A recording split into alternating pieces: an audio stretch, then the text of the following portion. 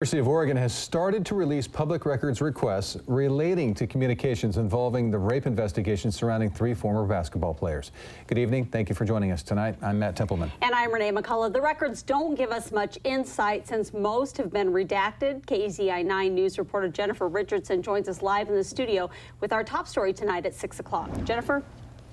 KEZI 9 News, along with other local, state, and national media, requested documents detailing emails shared by university officials, the UO president, and a number of athletic officials. The university cites a number of reasons for the redactions. In the meantime, there's been other developments regarding the conversation surrounding response to sexual violence on campus. When the University of Oregon released its timeline of the rape investigation into 3 men's basketball players at the beginning of May, members of the local, state, and national media wanted to see if the stories added up. So a number of them filed public records requests. Those records are beginning to be released, and it's a rainbow of redactions.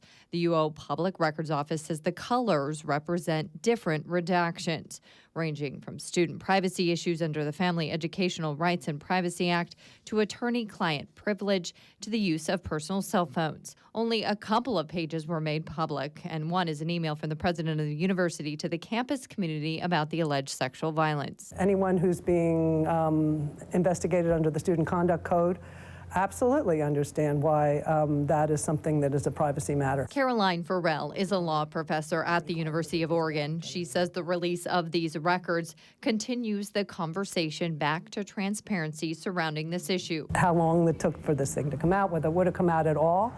And my understanding is that if the police hadn't released it, it probably wouldn't have come out at all. On Wednesday, the school Senate voted to create its own task force. Not so much looking at the specific events that happened, but more what we were concerned about even before these events of how to make this a safe campus for women. And while these records create more questions, at least for now, it would seem answers surrounding the larger problem are taking shape.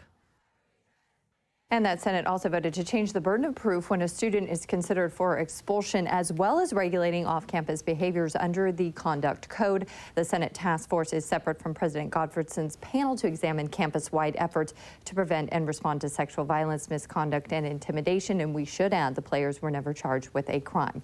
Live in the studio, Jennifer Richardson, KEZI 9 News.